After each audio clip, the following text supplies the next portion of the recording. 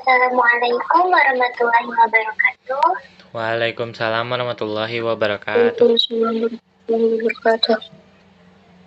Selamat siang untuk teman-teman semuanya dan yang saya hormati kepada Bapak Rahayu Safari MPD. Perkenalkan, nama saya Najwa Putri dari kelompok 4 yang akan bertugas sebagai moderator pada presentasi kali ini. Sebelumnya, marilah kita panjatkan puji dan syukur kehadirat Allah Subhanahu wa Ta'ala karena atas berkah dan karunia-Nya kita dapat melaksanakan presentasi pada kali ini. Untuk itu, pada kesempatan kali ini, kami dari kelompok 4 ingin mempresentasikan materi tentang perkembangan anak usia prasekolah, anak usia sekolah dasar, dan anak usia sekolah menengah. Adapun anggota kelompok kami, selain saya, yaitu ada Albian Hakana Putra sebagai presentator kedua dan Novian Tika sebagai presentator ketiga. Untuk itu, baik langsung saja kita mulai presentasinya. Untuk presentator pertama, saya sendiri yang akan menyampaikan materinya. Nah, di sini saya akan menjelaskan mengenai pengertian perkembangan anak. Perkembangan anak merupakan sebuah proses di mana seorang anak berubah dari waktu ke waktu, mulai di mana dia bergantung total pada orang tuanya hingga cara mandiri sepenuhnya. Nah, berikut anak berdasarkan usia dan jenjang pendidikannya. Yang pertama ada anak usia prasekolah, di mana anak usia prasekolah ini berumur dari 3 sampai dengan 6 tahun. Anak usia prasekolah belum memasuki pendidikan yang formal, biasanya berada di kelompok bermain seperti taman kanak-kanak. Nah, perkembangannya yang pesat itu di bidang yaitu fisik, kognitif, sosial, dan bahasa. Anak usia prasekolah ini juga pada umumnya memiliki rasa ingin tahu yang tinggi serta senang dalam bereksplorasi. Mereka juga belajar dan berkembang itu dengan melalui bermain dan berinteraksi dengan orang lain. Kemudian yang kedua ada anak usia sekolah dasar, di mana anak usia sekolah dasar berumur dari 7 sampai dengan 12 tahun, di mana sudah memasuki ke jenjang belajar wajib 6 tahun. Nah, anak usia sekolah dasar ini fokusnya tuh terhadap literasi, numerasi, sains, sosial, dan keterampilan dasar lainnya. Kemudian ada anak usia sekolah menengah. Anak usia sekolah menengah ini yaitu anak SMP, ada SMP dan SMA, di mana dari berumur 13 tahun hingga 18 tahun. Nah, anak usia sekolah menengah merupakan jenjang pendidikan yang dimana lebih fokus ke pembentukan keterampilan dan persiapan memasuki dunia pekerjaan ataupun pendidikan tinggi. Nah, pada umumnya perubahan fisik dan hormonal yang signifikan pada masa pubertas. Kemudian juga anak usia sekolah menengah itu mulai mencari jati diri, membangun relasi, dan mudah tertarik pada lawan jenis. Untuk selanjutnya ada mengenai faktor pendorong perkembangan anak. Nah, yang pertama itu dipengaruhi oleh adanya genetik, di mana faktor genetik ini memainkan peran penting dalam menentukan potensi fisik, kecerdasan, dan sifat-sifat anak. Jadi anak ini mewarisi bagian besar ciri-ciri fisiknya dari orang tua mereka. Kemudian yang kedua adalah lingkungan. Nah, lingkungan ini sangat berperan penting juga dan berpengaruh kepada perkembangan anak, di mana stimulasi dan interaksi yang baik. Kemudian ada yang ketiga ada pola asuh orang tua, di mana pola asuh sangat penting, terutama pola asuh yang positif, karena itu dapat mendukung dan membantu perkembangan anak. Jadi anak merasa lebih aman, dicintai, diterima, dan anak juga lebih mudah untuk berkembang menjadi anak yang lebih baik. Kemudian yang keempat ada nutrisi dan kesehatan. Asupan nutrisi ini sangat penting untuk membantu pertumbuhan perkembangan fungsi tubuh pada anak. Kemudian yang kelima juga ada stimulasi dan pendidikan, di mana stimulasi dan pendidikan yang baik berperan dalam perkembangan kognitif anak, dapat memperkembang apa yang anak ingin dikembangkan, serta potensi dalam dirinya seperti bermain, berbicara, membaca, dan berinteraksi. Kemudian yang terakhir ada interaksi sosial. Interaksi dengan teman dan orang lain dapat membantu anak mengembangkan keterampilan sosial dan empati, dapat menanamkan sifat empati pada orang lain, sehingga dia memiliki jiwa sosial yang tinggi, sehingga dia juga memiliki keinginan untuk membantu orang atau belajar berkomunikasi dan beradaptasi dengan lingkungan sosial. Kemudian kita lanjut ke jenis-jenis perkembangan anak. Dan di sini yang pertama yaitu ada perkembangan fisik, di mana perkembangan fisik manusia adalah proses perubahan yang terjadi pada tubuh manusia sepanjang hidup, mulai dari kelahiran hingga usia tua. Nah, yang pertama itu ada perkembangan fisik pada anak usia prasekolah, di mana pada tulang tumbuh 5 sampai dengan 7 cm per tahun. Untuk tenggorokan bertambah panjang dan rahang bawah lebih jelas. Rahang atas melebar untuk menjadi permanen, mulai dari usia 6 tahun. Kemudian untuk pertumbuhan badan, yaitu tinggi badan itu bertumbuhnya 6 sampai dengan 7 cm per tahun. Untuk berat badan itu bertambah 2 sampai dengan 2,3 kg per tahun. Untuk kematangan fisiknya bisa dengan kemampuan menggunakan organ fisik dengan baik, seperti otot tangan, koordinasi dengan baik antara mata dan tangan. Kemudian untuk selanjutnya ada anak usia sekolah dasar. Nah, pertumbuhan pada anak usia sekolah dasar yaitu dengan berat badan, tinggi badan, kemampuan motorik juga berkembang pesat. Pubertas perempuan lebih cepat, pertumbuhan otak, dan tulang. Kemudian untuk perubahan ukuran tubuh pada usia masih SD, pertumbuhannya relatif kecil. Usia 10 tahun bertambah tinggi dan berat badan sekitar 9,0 kg untuk both gender. Nah, kemudian yang terakhir pada anak usia sekolah menengah. Nah, perkembangannya yaitu di mana tumbuhnya jagung kumis, rambut pada bagian tertentu, menstruasi dimulai pada perempuan, otak berkembang pesat, terutama pada frontal anak usia. Kemudian untuk pertumbuhan, di mana tinggi badan meningkat pesat 8 sampai dengan 10 cm per tahun untuk laki-laki, sedangkan untuk perempuan yaitu 6 sampai dengan 8 cm per tahun. Untuk berat badan bertambah sampai 5 sampai dengan 7 kg per tahun. Proporsi tubuh berubah, dan punggung melebar pada perempuan dan bahu melebar pada laki-laki. Dan terakhir, otot dan tulang berkembang pesat. Baik, lanjut untuk pada presentator kedua. Silakan. Baik, terima kasih kepada moderator untuk memberikan kesempatan saya untuk mempresentasikan materi kali ini. Baik, materi selanjutnya yaitu perkembangan kognitif. Kognitif ialah seluruh aktivitas mental yang membuat seseorang atau individu untuk mampu menghubungkan, mempertimbangkan, dan menilai suatu peristiwa, sehingga individu tersebut dapat mendapatkan pengetahuan setelahnya. Yang pertama, perkembangan kognitif pada anak usia prasekolah. Terdapat kemajuan kognitif, yaitu yang pertama penggunaan simbol. Penggunaan simbol pada anak-anak prasekolah mulai dapat bermain permainan simbolis, seperti bermain peran. Selain itu, mereka dapat melakukan imitasi langsung maupun tertunda. Yang kedua, memahami identitas.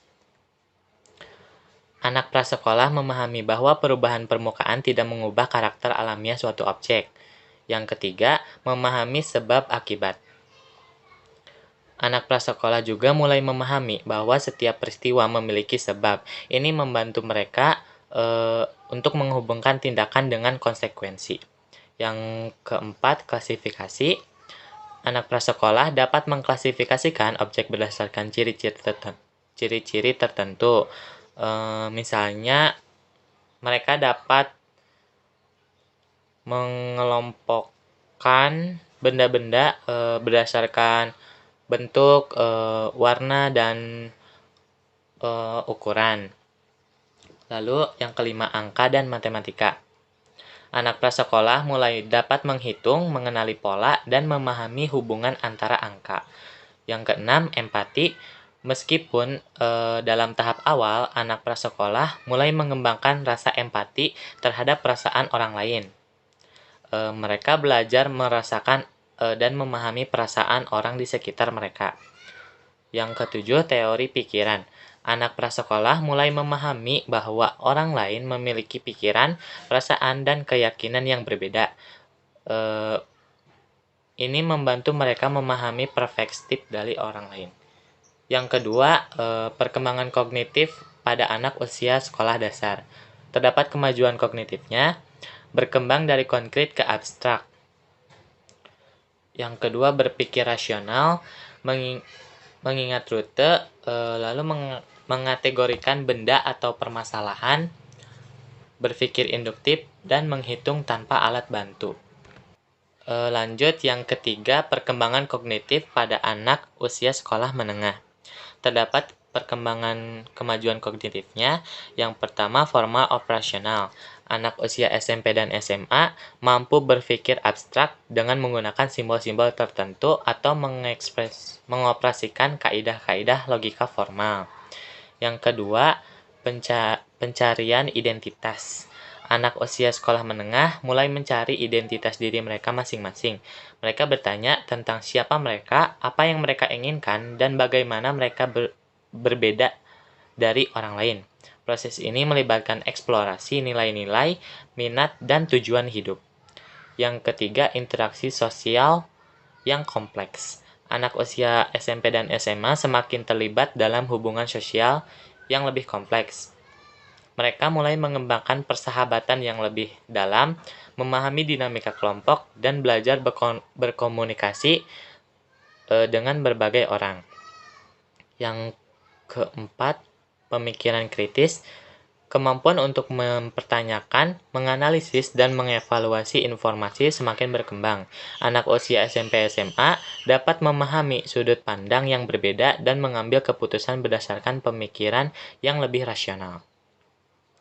Yang kelima, pengembangan kemampuan berpikir. Anak usia sekolah menengah mulai mengembangkan kemampuan berpikir logis, deduktif, dan induktif. Mungkin selanjutnya materi mengenai perkembangan sosial akan dijelaskan oleh Noviantika.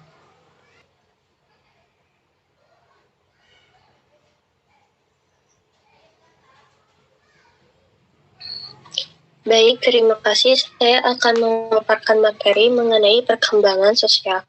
Nah, perkembangan sosial adalah berkembangnya tingkat hubungan antar manusia sehubungan dengan meningkatnya kebutuhan hidup manusia. Nah, lanjut pada fase anak pra-usia sekolah. Nah, penulisan Log 2007, perkembangan emosi pada masa kanak-kanak awal ditandai dengan munculnya emosi yang disadari rasa bangga, malu, dan rasa bersalah, di mana kemunculan emosi ini menunjukkan bahwa anak sudah mulai memahami dan menggunakan peraturan dan norma sosial untuk menilai perilaku mereka. Nah, yang pertama, rasa bangga. Perasaan ini akan muncul ketika anak merasakan kesenangan setelah sukses melakukan perilaku tertentu. Rasa bangga sering diasosiasikan dengan pencapaian suatu tujuan tertentu. Kedua, rasa malu, yakni perasaan ini muncul ketika anak menganggap dirinya tidak mampu memenuhi standar atau target tertentu. Anak yang sedang malu seringkali berharap mereka bisa bersembunyi atau menghilang dari situasi tersebut. Perasaan yang ketiga adalah rasa bersalah. Nah, rasa ini akan muncul ketika anak menilai perilakunya sebagai sebuah kegagalan, dan dalam mengekspresikan perasaan ini biasanya anak terlihat seperti melakukan gerakan-gerakan tertentu seakan berusaha memperbaiki kegagalan mereka. Nah, lanjut pada anak usia SD, ya sekolah dasar maksudnya. Anak-anak usia sekolah dasar yang berada dalam rentang usia sekitar 6 sampai 12 tahun. Nah, perkembangan kemampuan perkembangan kemampuan berinteraksi. Anak-anak sekolah dasar mulai mengembangkan kemampuan untuk berinteraksi dengan orang lain secara lebih kompleks. Mereka belajar untuk berbagi, berkolaborasi, dan berkomunikasi dengan teman sebaya serta orang dewasa. Lalu berpindah dari keluarga ke teman sebaya. Perkembangan sosial anak usia sekolah dasar ditandai dengan pergeseran fokus dari keluarga ke teman sebaya. Anak-anak mulai menghabiskan lebih banyak waktu dengan teman sebaya di sekolah dan di luar sekolah. Hubungan ini membantu mereka belajar tentang kerjasama, persahabatan, dan bagaimana beradaptasi dengan norma-norma sosial yang berlaku di lingkungan mereka. Selanjutnya, pembentukan identitas sosial. Nah, selama masa ini, anak-anak mulai memahami peran mereka dalam kelompok sosial. Mereka mengidentifikasi diri sebagai bagian dari keluarga, sekolah, dan masyarakat mereka. Proses ini membantu mereka memahami nilai-nilai norma dan harapan sosial yang diterapkan dalam lingkungan mereka.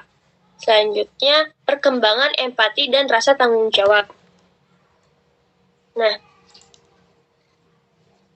anak-anak usia sekolah dasar juga mulai mengembangkan kemampuan untuk memahami perasaan orang lain dan menunjukkan empati. Mereka belajar untuk mengenali perbedaan individu, menghormati pendapat orang lain, dan menanggapi kebutuhan teman sebaya dengan empati.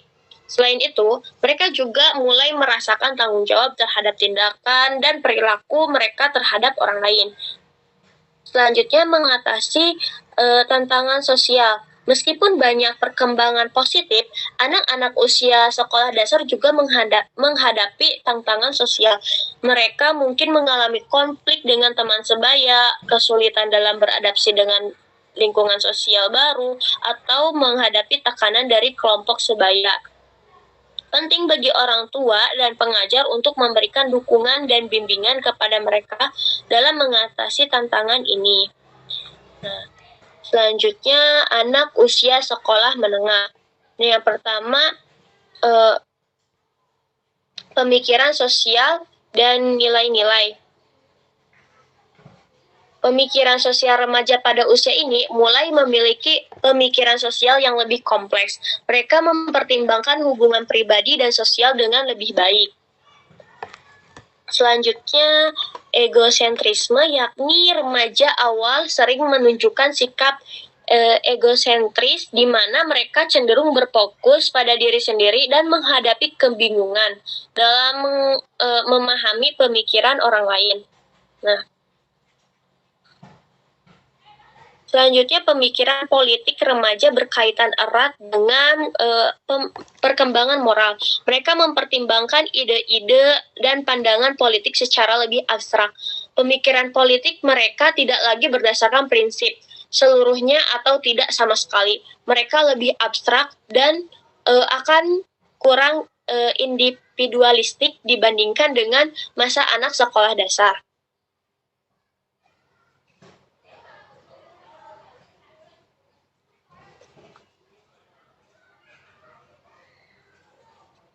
Selanjutnya, mereka mulai merespon masalah-masalah dalam kehidupan dengan dasar keyakinan agama yang mereka temukan. Jadi mereka sudah mulai bisa mengatasi atau lebih sensitif terhadap masalah-masalah yang ia temui.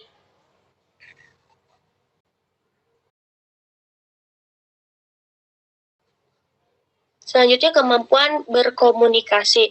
Nah, kemampuan berkomunikasi dan bernegosiasi dengan orang lain semakin berkembang. Anak belajar untuk menyelesaikan konflik secara konstruktif dan membangun hubungan yang positif dengan orang lain. Nah, kemampuan berempati juga, anak mulai menunjukkan empati yang lebih tinggi terhadap orang lain, termasuk mereka yang berbeda latar belakang atau pengalaman. Selanjutnya, identitas diri. Nah, identitas diri ini, anak usia sekolah menengah mulai mencari tahu siapa mereka sebenarnya dan apa yang mereka inginkan dalam hidup. Mereka mungkin mencoba berbagai gaya hidup, nilai kepercayaan untuk menemukan jati diri mereka. Selanjutnya, moralitas. Perkembangan moral anak usia sekolah menengah mulai mengembangkan pemahaman mereka tentang moralitas dan etika. Mereka mulai mempertanyakan aturan dan norma yang ada di masyarakat. Perkembangan keputusan moral, anak belajar untuk membuat keputusan moral yang kompleks dan mempertimbangkan berbagai perspektif. Selanjutnya, aktivisme sosial. Nah, beberapa anak usia sekolah menengah mungkin tertarik untuk terlibat dalam aktivisme sosial dan memperjuangkan perubahan yang mereka yakini.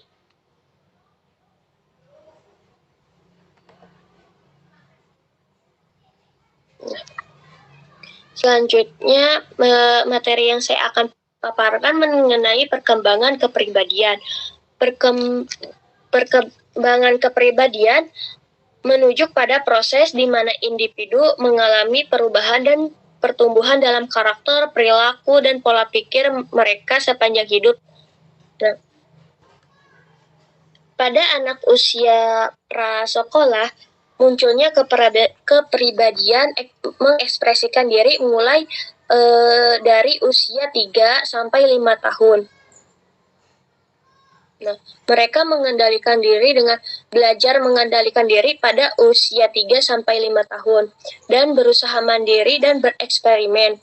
Selanjutnya, perkembangan emosi. Mulai menunjukkan empati, mudah menunjukkan perasaan, membangun kehidupan fantasi, perilaku perubahan antara banyak meminta dan banyak kooperatif. Nah, pada anak usia sekolah dasar, merupakan periode penting dalam perkembangan kepribadian anak. Pada usia ini, anak mulai memiliki interaksi yang lebih luas dengan dunia luar, termasuk teman sebaya, guru, dan orang dewasa lainnya. Nah, anak usia sekolah dasar ini mengekspresikan emosinya atau mengenai emosi. Yang pertama, mereka mengontrol emosinya dengan lebih baik, memahami dan mengekspresikan berbagai emosi, sudah bisa menyelesaikan konflik dengan konstruktif dan memiliki rasa empati. Untuk masalah sosialnya, mereka udah bisa bekerja sama dengan orang lain, mengikuti aturan dan norma sosial, serta rasa tanggung jawab.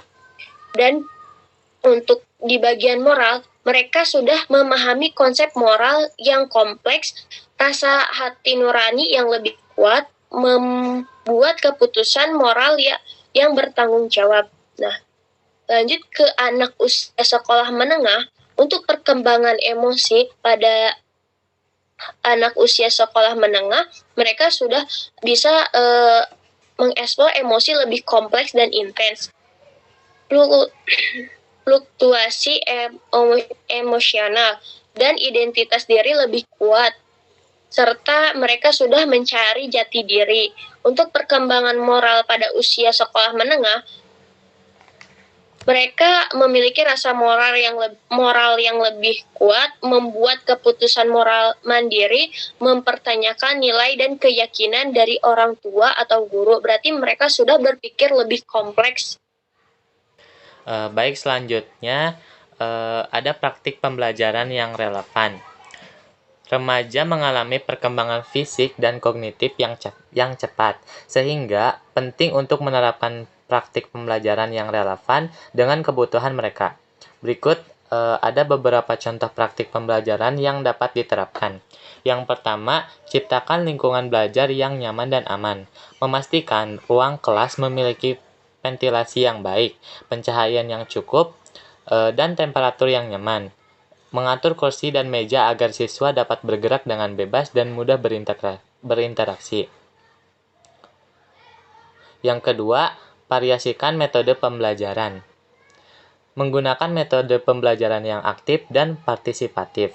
Libatkan siswa dengan aktif dalam proses belajar dengan menggunakan metode seperti diskusi kelompok, permainan edukatif, simulasi, dan proyek.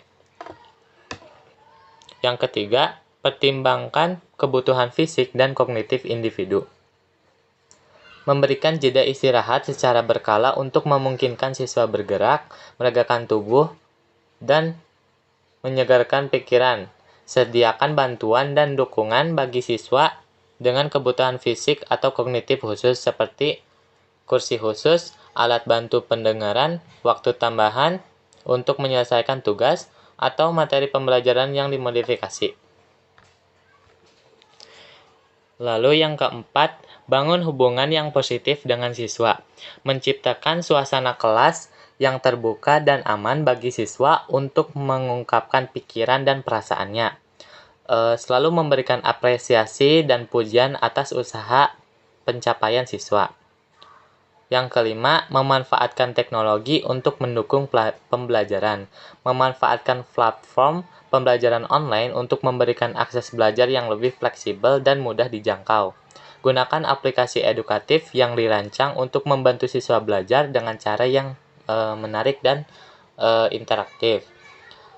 Memanfaatkan media sosial untuk menyebarkan informasi edukatif dan membangun interaksi sosial dengan siswa. Baik, terima kasih kepada para pemateri yang telah menyampaikan materinya.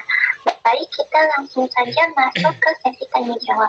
Barangkali ada teman-teman yang akan bertanya, silakan untuk mengangkat tangan.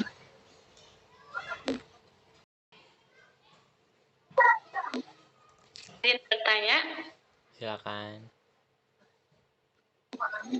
tadi kan di pembahasan yang pertama tuh ada faktor pendorong perkembangan anak. Nah, kayak ya di poin berapa, nutrisi dan gizi kalau nggak salah, pokoknya tentang makanan gitu. Kan di Indonesia ini tuh nggak semua keluarga yang berkecukupan, tapi ada juga orang yang kekurangan secara finansial.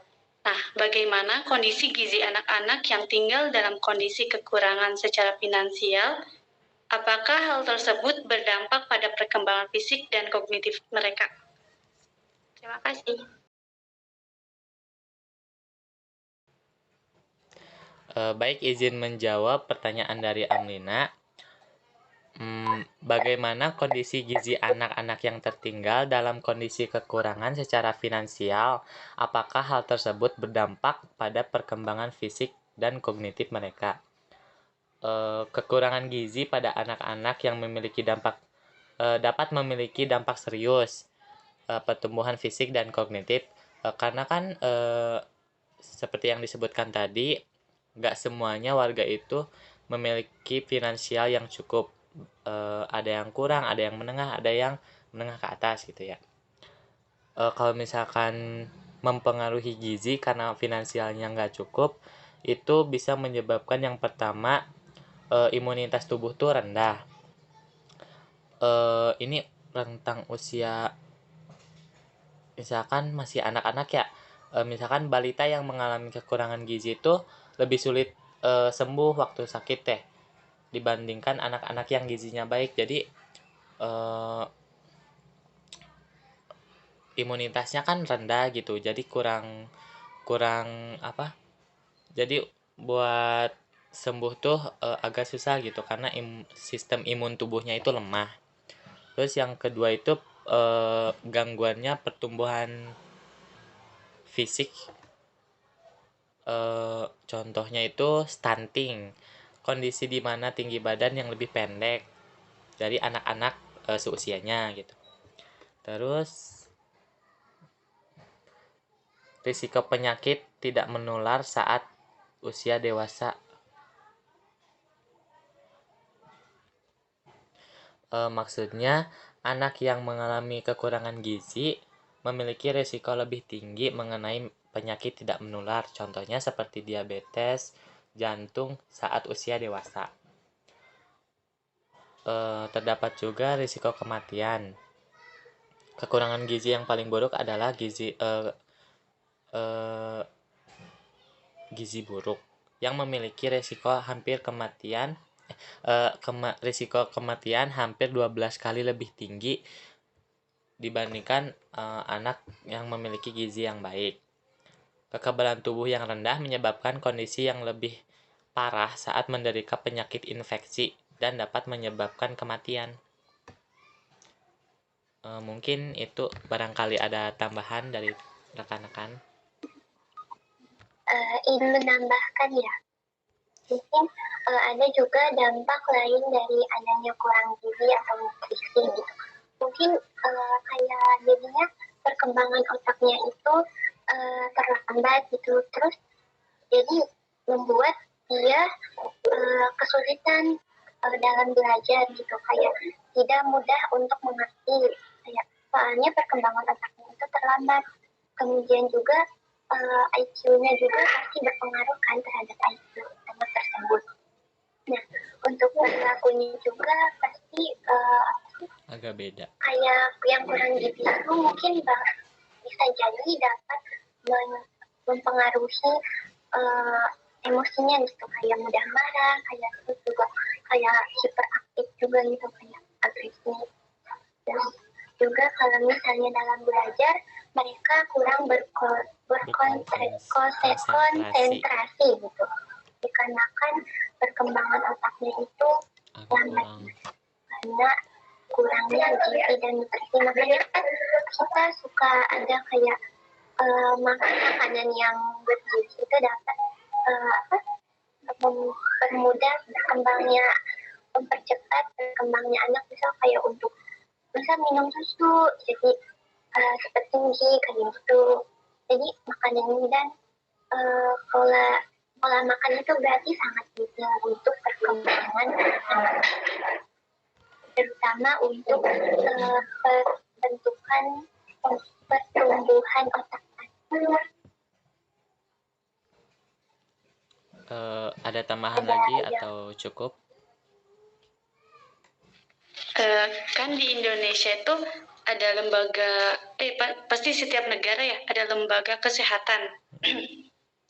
Jadi lembaga kesehatan tuh harus update banget mengenai kondisi warga-warganya berarti ya, biar warga-warganya tuh nggak tertinggal.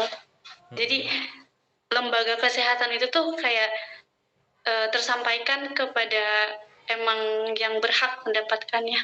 Gitu.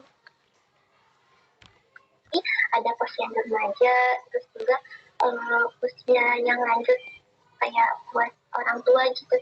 Jadi posyandu itu sangat membantu lah untuk untuk mengetahui kondisi para masyarakat yang ada di desa kita gitu. Jadi posyandunya tidak hanya untuk balita saja, kayak remaja maupun orang tua itu diperhatikan. Maka ada tambahan atau sudah cukup? Bagaimana Amrina, apakah cukup? Terima kasih. Cukup, terima kasih. Nah, baik, mungkin cukup karena tidak ada yang bertanya lagi. Baik, kita untuk kesimpulannya yaitu perkembangan anak itu terbagi menjadi ada 4 kan, yaitu perkembangan fisik, kognitif, sosial, dan kepribadian. Di mana pada usia anak prasekolah 3 sampai 6 tahun itu pada perkembangan fisik yaitu tumbuh besar, kemampuan motor berkembang, kognitif berpikir kompleks mulai memahami simbol dan angka. Untuk sosial berkembang kemampuan berinteraksi dan berempati mulai bermain dengan teman sebaya. Untuk perkembangan kepribadiannya yaitu mulai terbentuk melalui ekspresi diri, dan interaksi. Yang kedua, pada usia sekolah dasar, perkembangan fisiknya yaitu meningkat kematangan fisik dan kemampuan motorik. Untuk kognitif, berpikir logis dan abstrak, mulai memahami konsep abstrak. Sedangkan untuk sosial, lebih fokus pada teman saya, mengembangkan keterampilan sosial, membangun hubungan yang lebih kompleks. Untuk kepribadiannya, yaitu mengembangkan konsep diri, kemandirian, dan pemahaman moral. Dan yang terakhir, pada usia sekolah menengah, yaitu 13-18 tahun itu, pada perkembangan fisiknya, perubahan fisik signifikan akibat pubertas. Untuk kognitif, mencapai tahap operasional formal, mampu berpikir abstrak, mengembangkan hipotesis, dan berpikir kritis. Untuk sosial, mencari identitas diri, membangun hubungan yang lebih kompleks, dan mengembangkan pemahaman moral. Untuk kepribadiannya, mengalami perubahan emosional, mencari jati diri, dan membangun kepribadian yang lebih kompleks. Untuk praktik pembelajaran yang relevan, yaitu menciptakan lingkungan belajar yang nyaman, menggunakan metode pembelajaran aktif, pertimbangkan kebutuhan individu, bangun hubungan positif dengan siswa, dan memanfaatkan teknologi. Baik, sekian pemaparan materi dari kelompok 4. Barangkali ada kesalahan yang tidak disengaja mungkin saja, mohon dimaafkan. Wassalamualaikum warahmatullahi wabarakatuh.